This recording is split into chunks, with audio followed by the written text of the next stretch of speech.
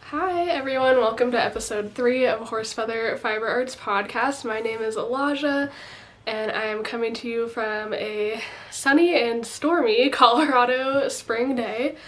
I am looking like a mess right now because I'm about to go out and garden and work in my yard right after this, and it has again been quite a while since I've sat down to record an episode, and I didn't want to let that this stop me. Every time I'm motivated to sit down and record, I'm always looking like this, and every time I am showered and my hair and makeup is all done, which isn't that often at all, I'm never in the mood to sit down and record, and usually I'm about to run errands or something. So I'm just gonna roll with it. Hopefully you guys have your nose in your knitting anyways and you aren't scrutinizing me too harshly on the screen, because if you may have noticed, I got a new camera, so the quality is going to be a lot better from here on out, and I'm really excited about that, not only for my business and personal life but also for this podcast. I don't think any of you know this, but I was a photography major for the brief moment that I was in college way back when, and yeah, so it's always been a huge passion of mine, and I do have a nice camera, but it's definitely a dinosaur at this point, and it was time for an upgrade, so I'm really excited about that. I think in the beginning I included some footage from my birthday hike. We go hiking a lot, but I especially love to go on a hike for my birthday. That's like the one thing I like to do.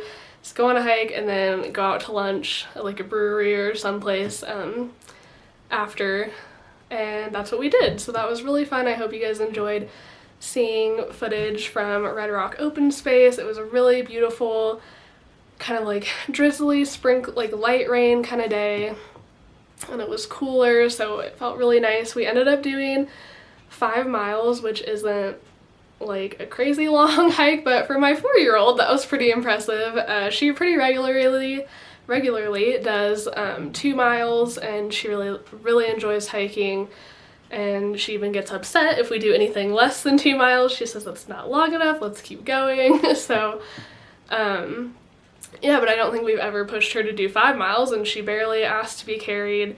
She really did the whole thing by herself pretty much, so that was really fun. Yeah, it was just a really great day, so I don't think I have any other footage to include at the end, so that might be a bit later. In videos to come I'll probably include some gardening footage and of course more hikes, so yeah, that's pretty much all the non-knitting and crafting related content that I'll have to share today. So I guess I can jump in with some finished objects. The one I'm about to show you I actually finished. If you've seen previous episodes, I finished it just a few days after the first episode that I recorded, and it is the Ripple Bralette by Jessie May. Here it is. Yeah, I love the yarn. The pattern is really nice and easy. It's great for like a mindless knitting project on the side, or you know, it's just 3x3 ribbing basically until you get up to here. And it looks tiny, but it fits because it's so stretchy.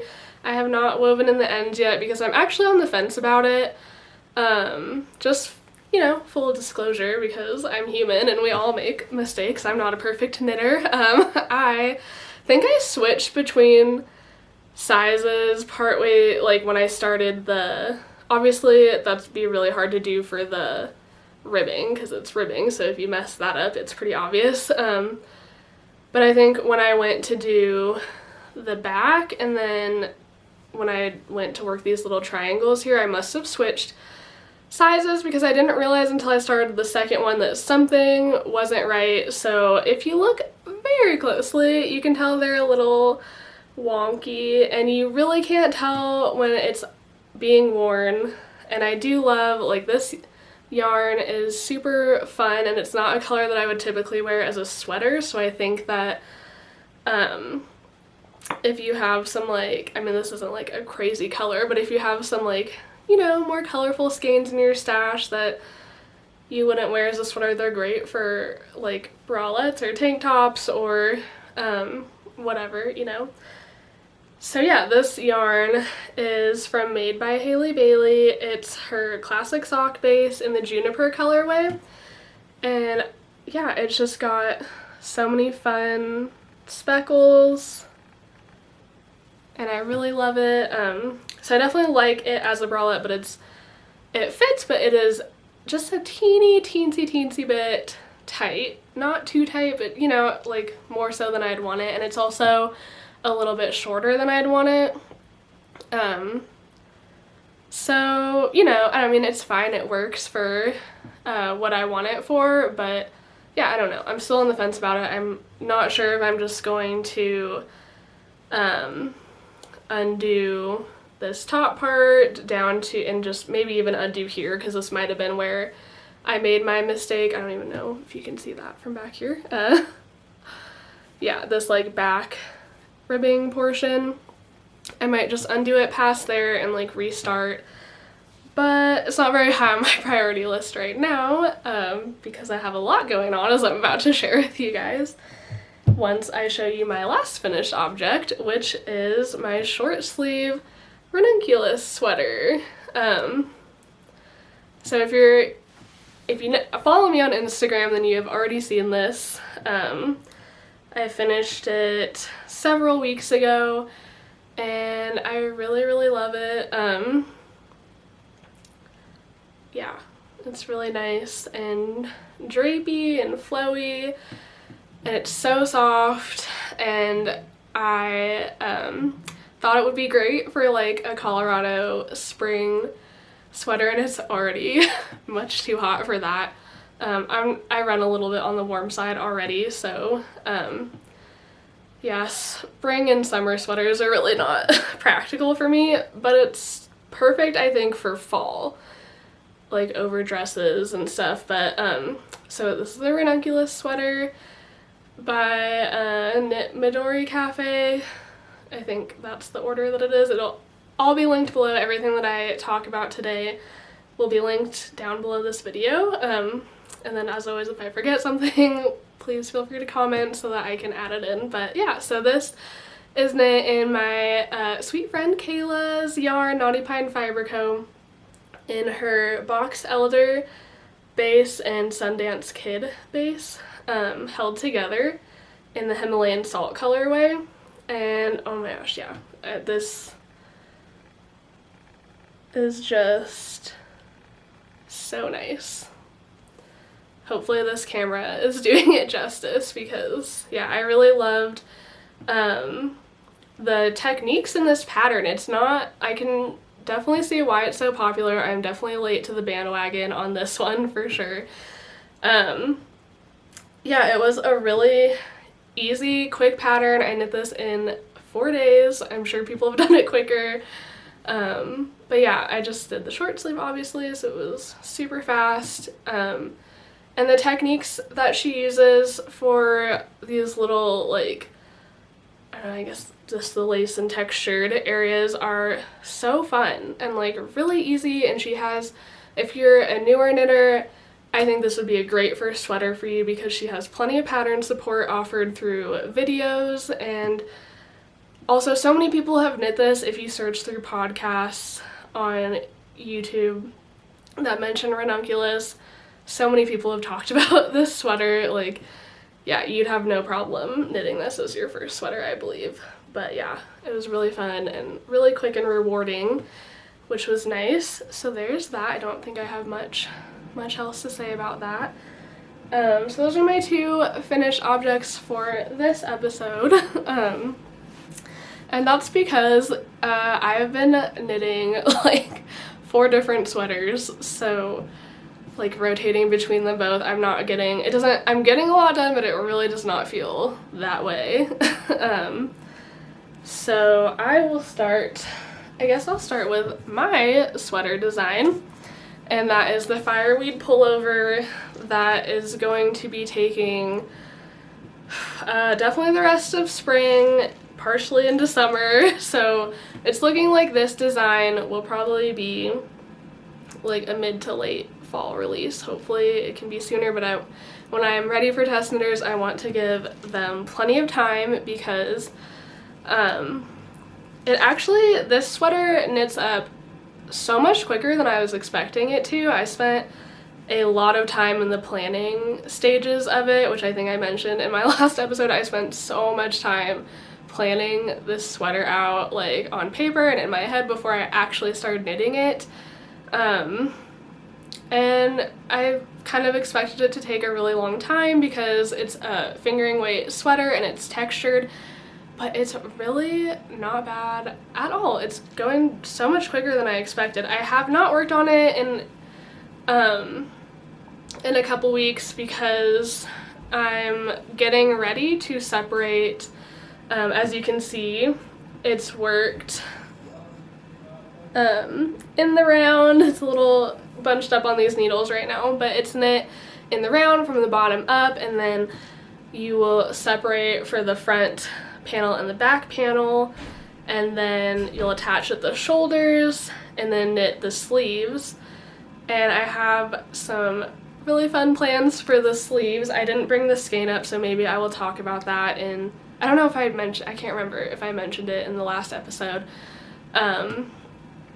I really wish I brought that skein up because it's obviously going to be easier to explain visually with the skein here. If you look at my Instagram and look for the sweater, I think you'll notice that one of the skeins with it in this picture is a little bit more colorful than the other skeins, and that is because my sweet friend Kayla, who is collaborating with me on this design, dyed the yarn especially for me, and I asked her because what I wanted for this sweater was the main body to be one color and then like a tonal, and then the sleeves I wanted them to be the same base color but then with some fun like watercolor type variegation on them. And so that's what she did. She did this beautiful hazelnut color, and then she did what she calls hot buttered rum for the sleeves, which just has some more color variegation on it. So it's going to be really fun, and the sleeves are going to be a really nice break from this big textured body, and they're just going to be stockinette in the round and more fitted. So I think that's going to be a really nice way to finish the sweater and also have that fun, very slightly different variegated yarn to look forward to as well. So I will do one more close-up of the texture on this. There we go. And then at the bottom, I was trying to decide between, in my last episode I think I talked about this too, I was trying to decide between the rolled hem or the ribbed hem, and I actually did a combination of them both. So, sorry, I'm trying to see like what I'm focusing on. It's gonna take me a minute to get used to this. There we go. So yeah, you can see it's rolled, and then just a little bit of that like 3x1 rib into the texture, which I really love the look of. So that I'm super excited about. I think once I get going on the front and back panels and figure out I know how the neckline is going to be, but figuring out how to execute that and then grading it for different sizes is going to be what takes me the longest for sure. So that is coming up, and yeah, so that's super fun. One of my first whips, and then I will show you a sock whip. Yeah, so I did mention that yarn is from Kayla of Knotty Pine. You're gonna hear her name a lot in this episode. Hey Kayla. Because most of what I'm working on right now is in her yarn. So actually, let me see. I think everything but one thing that I'm showing you is in Kayla's yarn. So yeah, Kayla, not only is she an amazing, incredible friend, she is also a very talented yarn dyer, and I love her stuff so much. She just has like the best color. I mean, there's so many talented yarn dyers, and I have a lot of favorites, but if you have not checked out her yarn, please do so, because she is a really awesome person to support, and she just has beautiful things. If you're interested in, she just has a great range. She offers superwash and non-superwash and a lot of local bases that are grown and milled. Grown, I think the wool is grown in like Wyoming and I think Montana and a little bit Colorado for different bases, just as a general. Oh my gosh, I'm getting really rambly about that now. So, but yeah, she has some great, really exciting bases. My dog wants to come in, so I might let him in real quick. Hi. He does not like to be apart from me for too long. So, sorry. Oh my gosh, okay. Brief interruption. I don't even think, he was in here with me for the last episode, and I don't even think you could actually hear him, but, and now he wants to go outside. Okay, I'll have to be right back. Okay, so I just let my dog out, and he will hopefully be outside for a little bit. And I think what I was saying, really pointless, but, when he was here for my last episode, he was like grunting a lot in the background because he's very vocal. And I think I'm the only one who heard it. I don't think it really showed up in the video. I didn't listen too closely when I was editing, so it was probably a silly thing to even mention, but you know, whatever. So yeah, I'm just, I think I was gonna share with you this sock that I'm working on. Also in Knotty Pine yarn, but also with a Brine Dyeworks contrasting mini in her Nori colorway. Yes, I do buy yarn from other people. But anyways, so this is, if it will focus, is it? Come on. Okay, it's not focusing. Come on, you can do it, camera. Okay, because this is already like really low contrast color work, so, which I like. No, focus on this. Okay, sorry. Okay, there we go. We're learning the new camera. Okay, so this is the A-frame sock by Morgan of Shop Knitting Nelly on Instagram, and it's a really super fun pattern. It's like basically a vanilla sock but with a little extra something something, because there's this sweet little baubles, and then there's just this little bit of color work right here, which is just enough to like scratch that color work itch without committing to an entire sock worth of it. And that's also nice because then I think you can use a more heavily variegated yarn for that to really shine.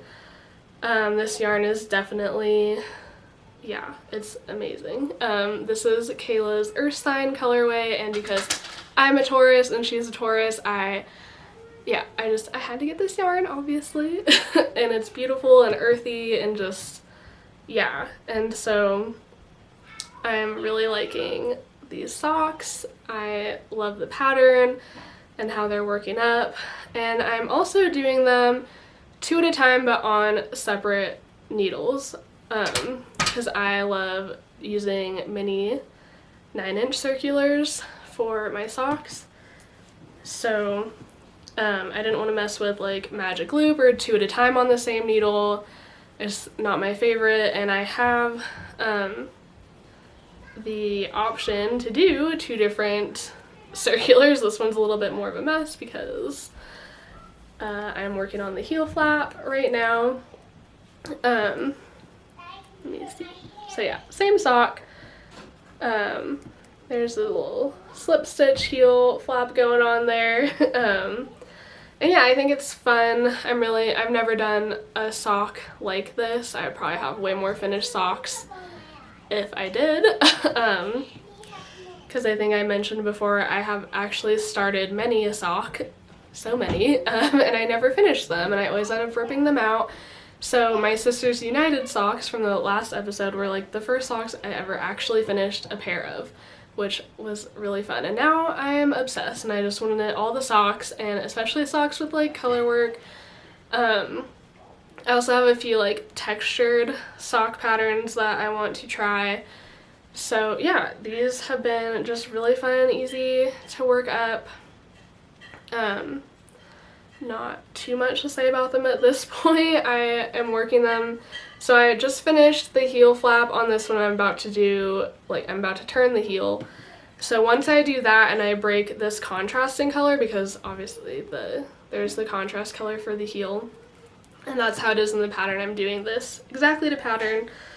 Then I will do the heel flap and turn the heel on this one, and then I'll work both the feet together.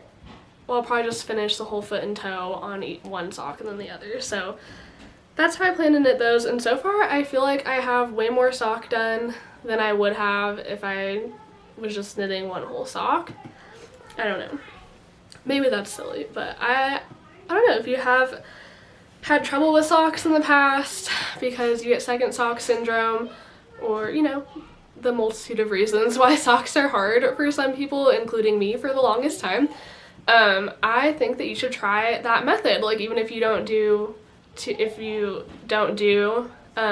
mini circs, then maybe you can try the 2 at a time method on the magic loop, or on the same long circulars, because yeah, I think doing them 2 at a time is really nice. And before I tell you about this next project, I'm gonna let my dog in. Okay, so he is back in here with me on the bed. Okay, so those are my socks, and oh, I should tell you, they're in a project bag that I sewed with some scraps that I had left over.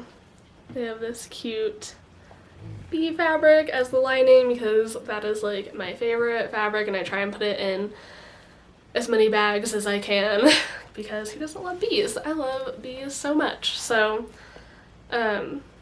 yeah, I will talk more about this in the sewing section of this podcast because I have some sewing stuff to talk about today, which is also super fun for me, hopefully for you guys too.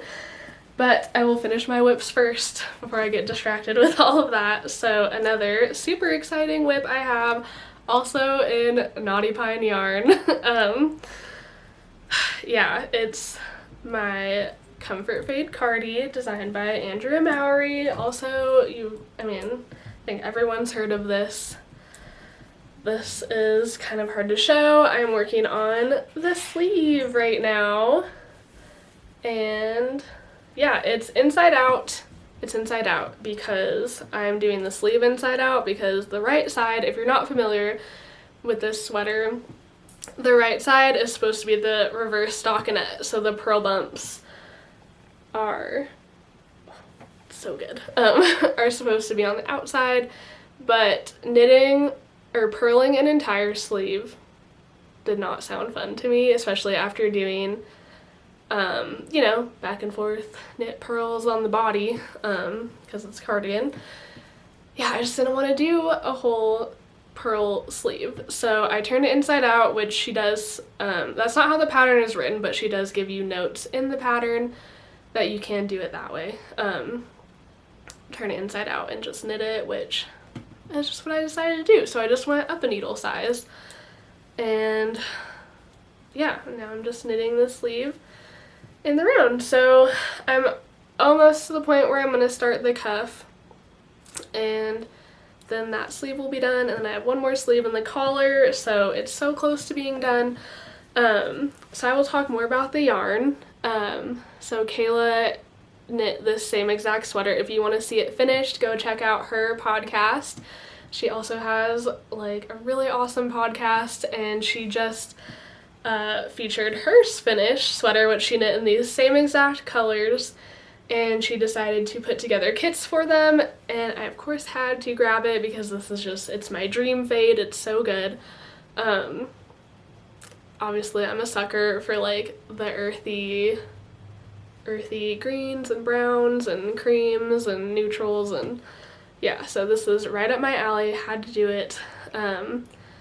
And yeah, so you can go check out her podcast if you want to see the finished one. Hers is beautiful, and it's making me really, seeing hers complete makes me super excited to finish mine.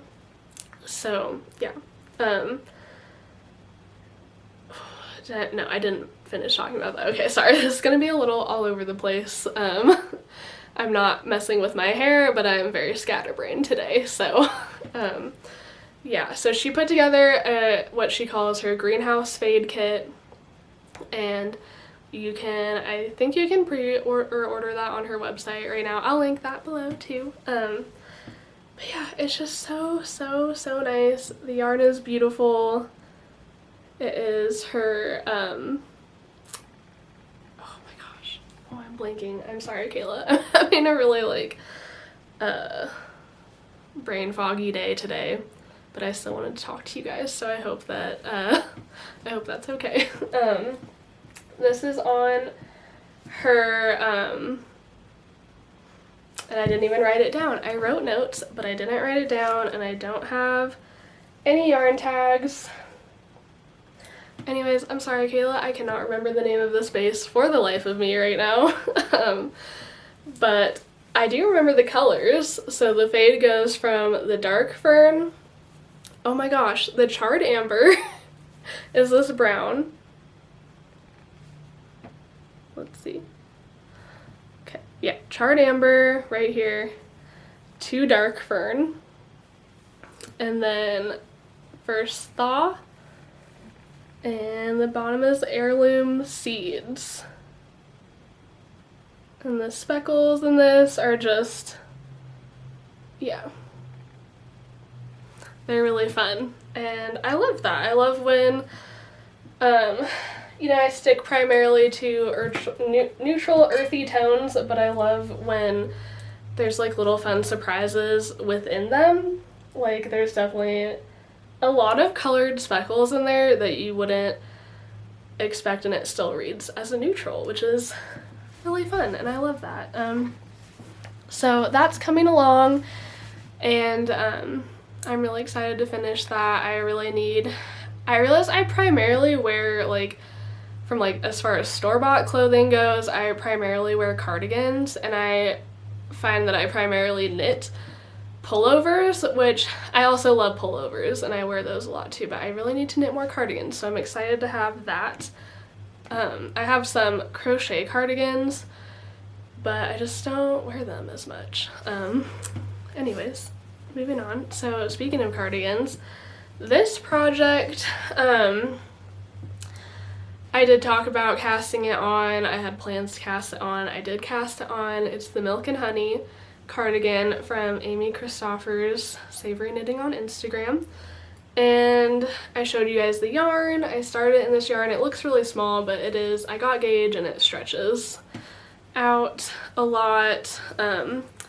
It's got this really cool cabling going on, and I love it. I love the pattern, and I do like this yarn. But I don't think it's really what I envisioned for this sweater. I really wish that I would have gone with something more rustic. This yarn does show the cables really well. There's nothing wrong with this yarn. It's from Claire of Autumn and Indigo. Yeah, this is her yarn, and it's her classic DK base in the Overcast colorway. And it's a really pretty cream color. It's a little on the yellow side. You know, it's really nice, but I just don't think it's what I envisioned for this sweater. So I put it on hold until I can figure out, because I don't have any other plans for this yarn.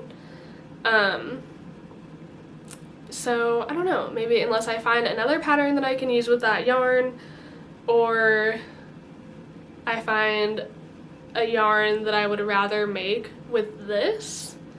I'm even thinking like Peace Fleece would be really cool in this pattern. But yeah, so we'll see. I have a lot of thinking to do on this one, but I love the sweater. I really want the finished sweater, so I will pick this up eventually again, whether I frog it and cast on it in a different yarn, which will be the case, so whenever I can get that figured out. I won't ramble on too much longer about that one.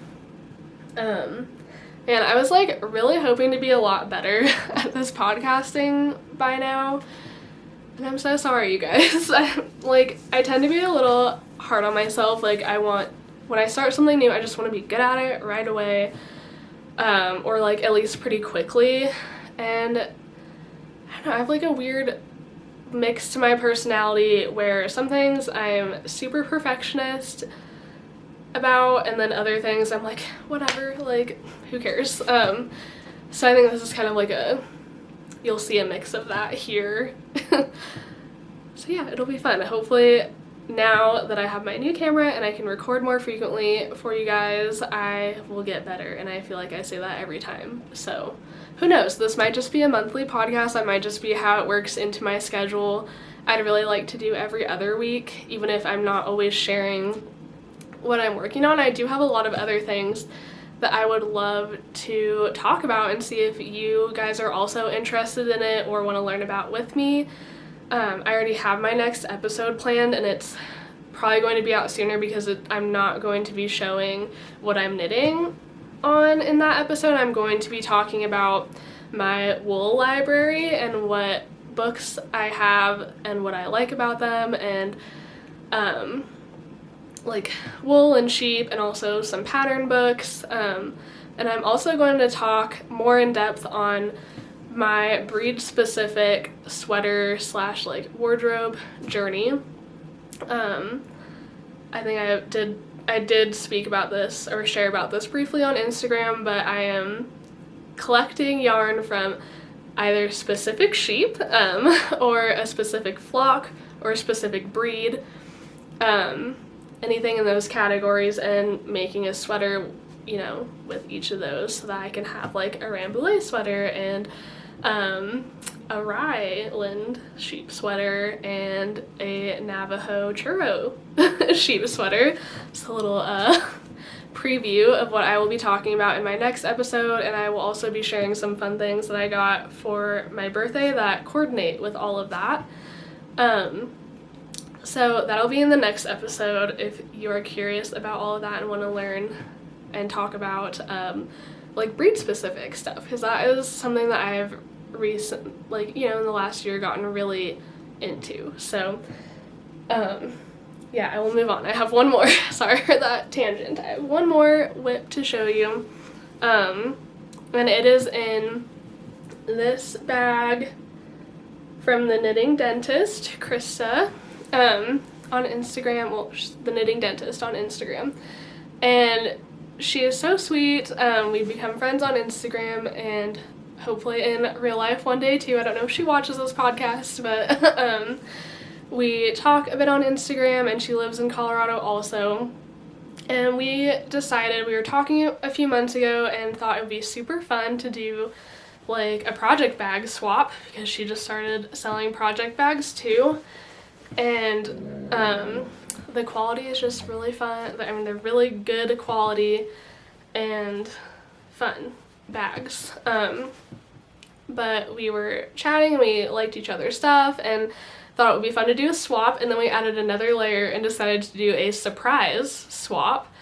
So we didn't show each other fabric or ideas or anything, we just made bags for each other. I'll see if I can steal a photo of what the bag, I sent her bag without taking any pictures, which is so unlike me. I can't even believe I did that, but that's okay, because she took some video on her Instagram. I'll see if I can bug her for a picture, and I will put it in here if I can get one. But yeah, I sewed her my new style of project bag. So before, in my shop, if you don't know, I have an Etsy shop where I sell notions, like stitch markers and progress keepers, and then also project bags on occasion, because I really love to sew them and they're fun, and I can only have so many, so I thought I would also include them in my shop, which I have a few here that I will show. So I worked up a new style, and that's what I sent to Krista, but anyways, I will save that for the sewing edition, or the sewing section. Wow, okay. So here's the bag that she sent me, and it's got this great pocket inside, and her details are just so cool. It's so cool to see like how, you know, we both make project bags, but we make them so differently. It's just cool, like the little details that she has and the details that I have that are different, and I think that makes it really fun to see that. And yeah, it was a really fun thing to do. Anyways, the project that is inside this is kind of a mess. It's my sheep camp sweater by Jen Berg, the native knitter, on Instagram. And yeah, I think I talked about wanting to cast this on. I think I don't know if I showed the yarn. This is also Knotty Pine Fiber Co. yarn. But this is in her Rambouillet base, her Laramie Range DK. I remembered that one. And oh my gosh, it is so, like, I have a lot to say about this, but I'll show you guys. So,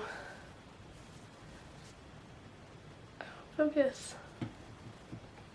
Okay, there we go. Yeah, so it's kind of hard to show right now. Maybe it's better to show like this. But yeah, there's some short rows in the back, but it's just a yoke, top-down sweater with this really beautiful, bold colorwork motif. And I'm having so much fun. Like, I probably could have been further already, but I've been juggling other projects, but I've had a hard time putting this one down. I was working on it right before I started filming, and I will pick it up probably after I'm done doing yard work for the day. But anyways, I also have, oh my gosh, that looks so messy. Okay, I have this little mushroom stitch marker that I made for my shop, and it will be in this, well, it should be in the shop already by the time you're watching this. I don't think this episode will be out on YouTube before my shop update. My shop update is June 2nd, but things don't usually sell out immediately, so if you're seeing this and you want to check out and see what is still in there, please feel free. I will link that below. Shameless self-promotion here. Yeah, I just did a small update this time around, and I will do a bigger one in a few more weeks when the rest of my supplies come in, because I am really excited. I'm transitioning all of my, right now I'm in like probably like 90% 10% ratio of like 90% of my supplies are coming from other small shops like myself, which is really cool, and I'm filtering out the other 10% that I had to pick up from like Joann's or, you know, a local big chain craft store, because sometimes it's hard to wait for things in the mail, and you need like little hardware pieces for the stitch markers that I know I can get at those craft stores. But with my business, I really want to support other people, other families and small shops that are like me, and they, you know, have a dream and they want to be creative, and yeah, I like that. So, and I like that I can also then offer more unique things in my shop, and I have a lot of really, really cool, I'm like so excited about it, because some of it's coming in the mail today, so maybe I'll insert some footage of that, I don't know, we'll see. But some of it I'm still waiting on. But I have some really cool natural stones and really unique glass beads coming for my future collections of stitch markers and progress keepers, so be on the lookout for that if you like really fun notions like that. Okay, yeah, so back to my sheep camp. Wow, sorry. That is in Kayla's Laramie Range DK, which is her local Rambouillet base that she gets most of her yarn from Mountain Meadow, which is like a mill in Wyoming, just a couple hours from her house. So I think that's so cool that the yarn is like grown and milled and like all within this area of the United States, which is pretty cool, I think. But this light color is called Mojave, and then this really cool green color is like my dream green color. It's so good. I don't know how well it's gonna show up on camera here, but it's just this really beautiful woodsy green called Deep Woods, I believe. Sorry, Kayla, if I'm butchering all of this. I'm just, you know, all over the place right now, but I'm pretty sure that's what it is. Of course, it'll all be properly labeled and linked below. Yeah, so I'm really enjoying that sweater. I did want to say that with that yarn, if you're a person who is not into woolly wools or just hasn't ventured that way yet, I have been in your shoes. I have very sensitive skin, so for a very long time I've always loved woolly wools, and as natural as you can get, the better, but I was afraid to like knit myself garments in them because I didn't want to put all that effort in and then not be able to wear it. But that being said, if you're afraid for those reasons, don't let that fear stop you, because that base from Kayla, her Laramie Range DK, and just, well, really all of her bases, non-superwash woolly wool bases, are not scratchy whatsoever. Like, they are so soft, softer than like some of the like soft acrylic yarns that are out there, in my opinion. And they're just so good. Like, you can have the most sensitive skin on earth and I don't think that you will be bothered by that. Rambouillet is like in the merino family, so it's very, very, very soft wool, and just the way that this is, it's so soft. Like, I wish you could feel this. Because yeah, I will not have any problem wearing that next to skin at all.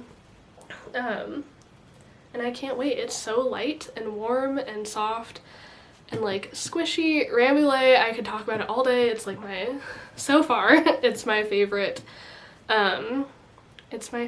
wool. And I can't wait. I envision myself one day wearing that sweater while tending to my own flock of Rambouillet sheep. So we'll see. Maybe by episode like 97 that'll be the case. But yeah, there's a note on that. And then also I did want to bring up the color work. So yeah, my color work's probably not looking too perfect. It's like really hard to show at this stage in the sweater.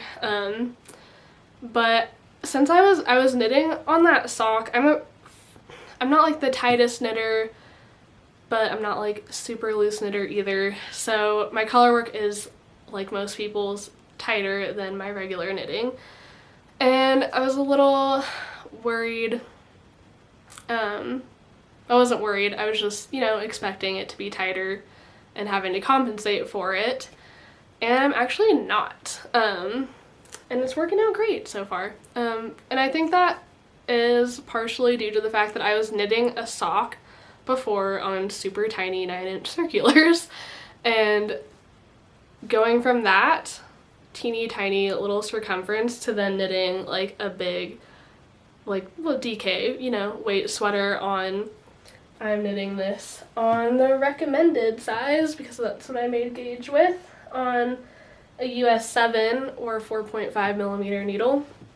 So going from a size 1, a US size 1 needle to a US 7 is, you know, your hands notice it. So I think that really helped me loosen my gauge for my color work knitting,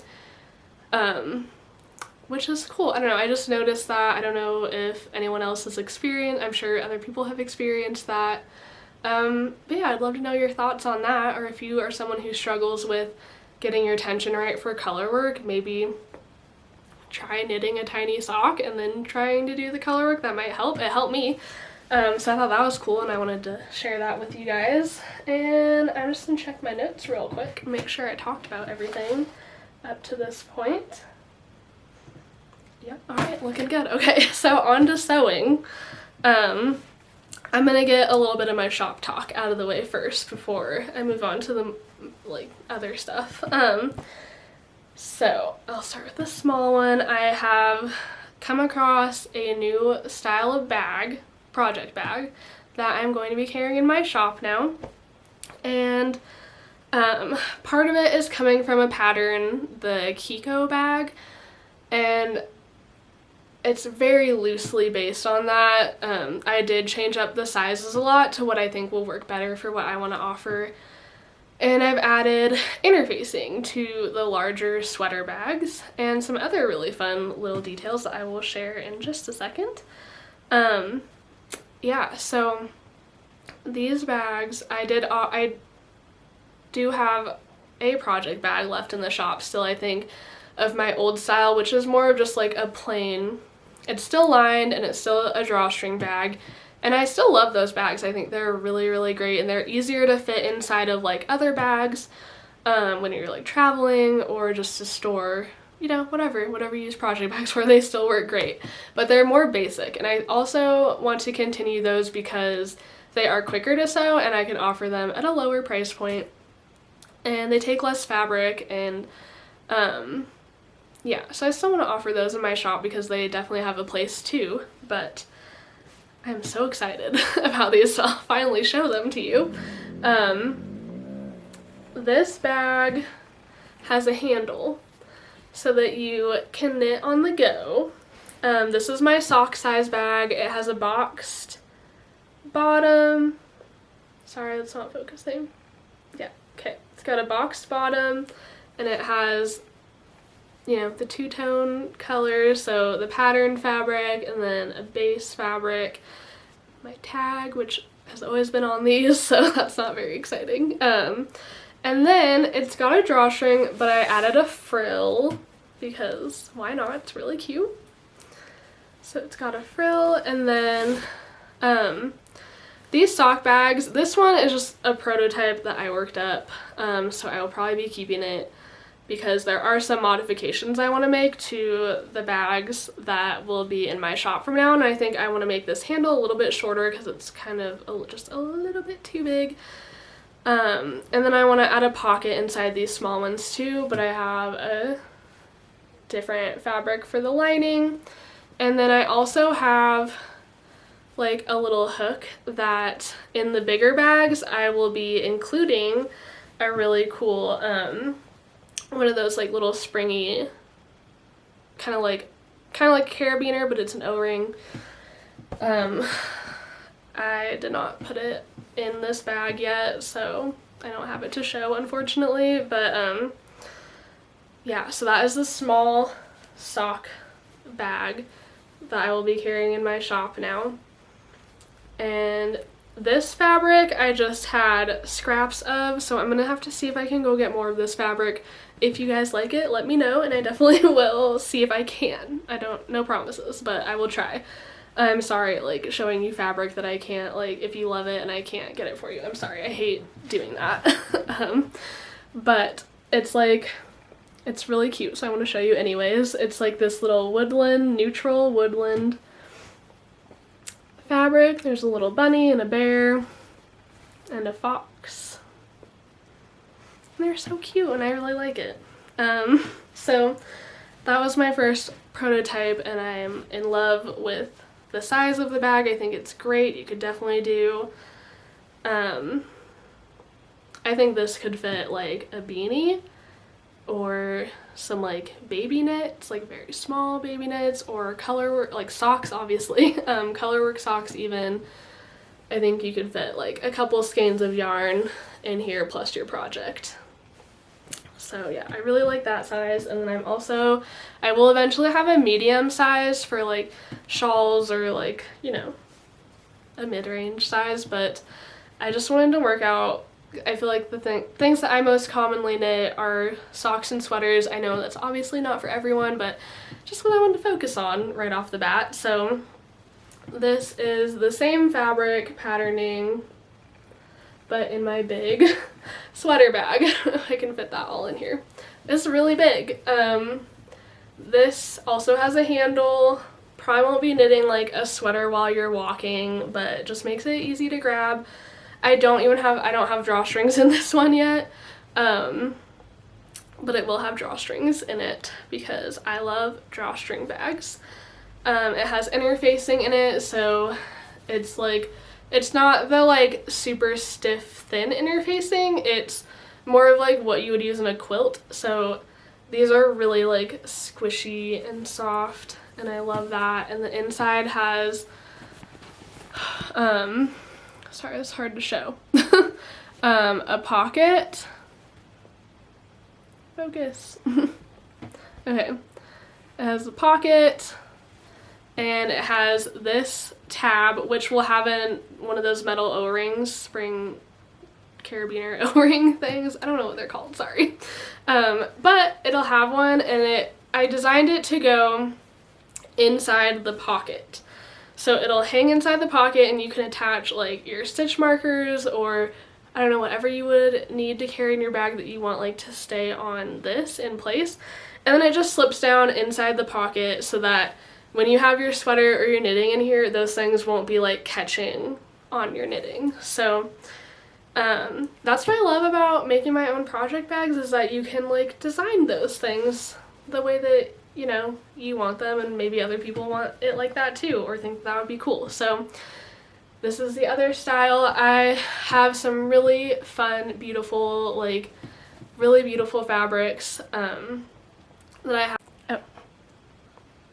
Okay, so 30-minute recording limit, and I just hit that and got cut off, so sorry. Okay, so what I was saying is that I have some great fabrics that I had picked out for this collection, and I will probably share all that over on Instagram, or maybe my next podcast if I have more bags sewn up by then, which I'm sure I will. So there's that. Be on the lookout for project bags coming in the next month or so. It takes, yeah,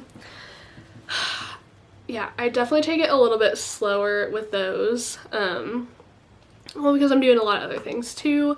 Between the notions and the stitch markers, those are my primary thing, and I have a really hard time sewing at night. That's also like part of the reason why those bags are not going in the shop, because like one side is nice and square and everything lines up perfectly, but then the other side is like just, I don't know, okay, it's like just a little bit off right here, and it's not like the biggest deal in the world. It's still a perfectly functionable, beautiful project bag, and I'm human, so I'm not a machine. You know, not everything is going to be like machine quality, because I'm a person who, you know, you guys know. But anyways, so I'm sure those would be totally fine to still list in my shop. I'm sure a lot of people would not be bothered by it, but that's just one of those things where I'm like, I want everything that I sell in my shop to, like, I feel good about sending it out the door, and that knowing if whoever receives it is going to be looking at all those little details, that they're happy. So, yeah, I also considered, because, you know, maybe people aren't bothered by it, let me know in the comments below if you would like me to list those, I'm gonna call them like my nighttime specials or something, bags that are totally functional and great still, but maybe have like not perfectly aligned fabrics in small areas, which I'll show in the listing. So if you guys are interested, I might still list those in the shop at like a discounted rate. Yeah, I don't know, let me know if you guys are interested in that, because that would be good for me to know. So yeah, that's all really the shop talk I will bore you guys with today. Moving on to, I don't have any garments to show you today, but I have some fabric talk, I guess. So I have a few sewing plans that I'm really excited about. And one of them is the Laurence top by Vivian on Instagram. I'll link her below. She is a really cool pattern designer, sewing pattern designer, and she has a few designs out now and they're just beautiful and like kind of simple, but just I love the shape of them. So I'm gonna sew that tank top. Of course I forgot the fabric that I have for that tank top downstairs, but it's a really cool linen blend, like a linen rayon blend, and normally I try and stick to like just natural fabrics, but oh my god, it was so soft, I just couldn't not get it. It was in a natural color and yeah, it's still pretty natural, so I'm not like a stickler for those things. I have like a guideline that I like to follow, but I'm okay if I stray from the guideline, if that makes sense. I'm sure it does. Okay, getting rambly again. Anyways, I have this stack of fabric and these are all sheets. Well, this is actually some muslin, but I got this all at the thrift store,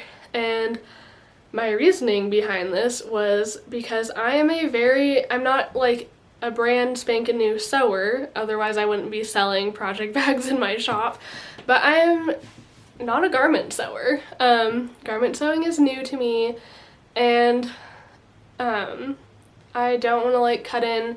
I'm also still trying to figure out like how things fit. Just like with knitting, it took me like a few pieces to really figure out how much ease I like and how I want things to fit me, and so that I can adjust things in a pattern accordingly. So I'm assuming it's going to be exactly the same with sewing, and I have a really hard time finding things in the store that fit me right.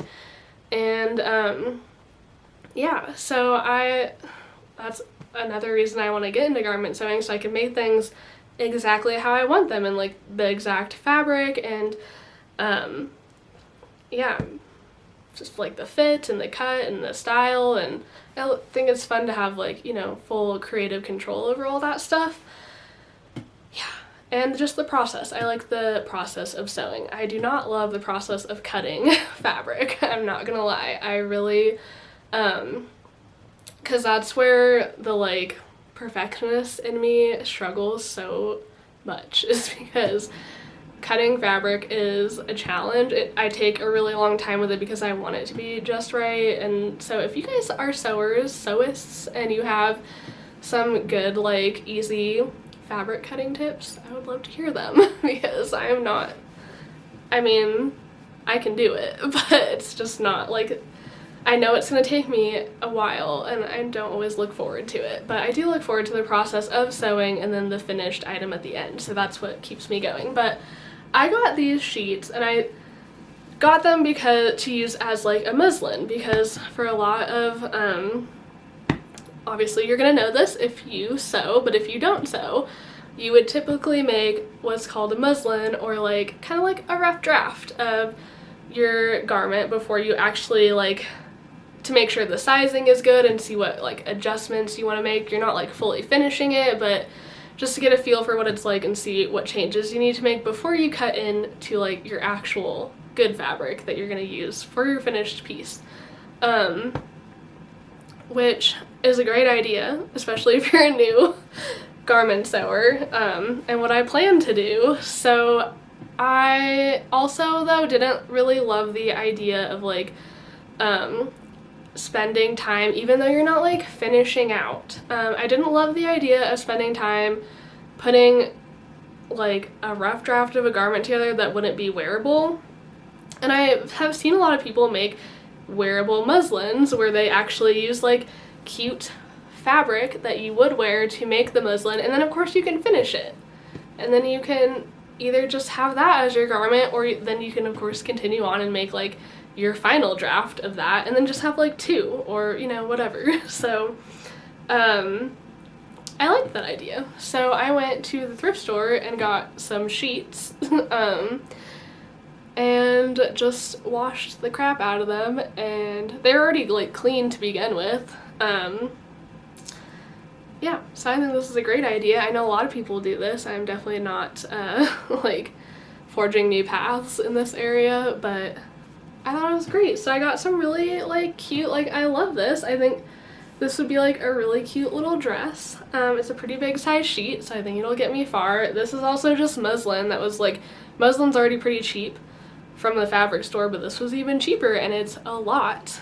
And then this was also a really nice sheet. I liked that it wasn't just me and my neutrals. I liked the color of it, but then I also like that there's some detailing, and you know, also because it's a sheet, there are finished hems, so if you cut strategically, then you don't have to hem in certain areas, which is cool. And then this one is just fun, and I can also envision myself making like my daughter some like dresses or tops in this, out of this sheet. So yeah, that's like my little fabric haul. I also have some fun fabrics downstairs, which I don't know why I didn't think to bring those up, for patterns that I already have planned. And then my sweet parents got me a gift card to Merchant and Mills for my birthday, so I'm really excited to buy some really nice fabric from them. I'm definitely going to crank out a few garments before I do that. But yeah, I'm really excited to get some Merchant and Mills fabric and to show you guys some hopefully finished garments very soon. So yeah, I think that that is, yeah, pretty much all I have to talk about in the knitting and sewing department. Maybe in the next episode, if you guys are interested, I can take you behind the scenes of my stitch marker making. I have so much fun with that. I love doing that. I love being able to make notions for other knitters and crocheters. Crochet was my first love. I will never forget about the crocheters, even though I mostly knit now, so I do have removable stitch marker options, and of course progress keepers work for both knitters and crocheters. So while you will mostly probably see knit style stitch markers, I also offer them in removable stitch marker styles so that they are crochet friendly. But I have so much fun making those, and it's so cool, and I'm just so grateful to everyone who has supported my work, either through purchasing or even just liking and sharing on Instagram. It means a lot. It's like really cool to me. And like I mean, of course I love the things that I make, but it's just so fun to see that like other people are enjoying them too. It's really cool. So yeah, I think that's pretty much everything. Thank you for tolerating my bun and my sunburned chapped lips and my gardening attire.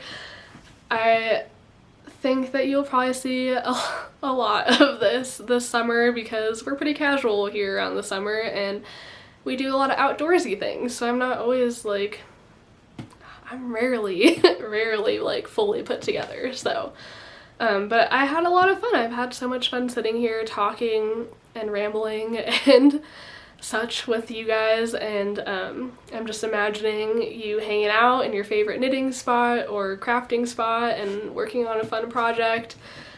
And I would love to know what it is that you're working on, or what you want to work on, or if you have if you have some sewing projects that you'd like to share about. I'd love to hear about them. Yeah, or just whatever. Just, you know, if you want to start a conversation with me, drop a comment down below. I would love to I'd love to chat with you guys. And hopefully I'll be sitting here recording again very soon. Thanks for watching. I'll see you guys next time.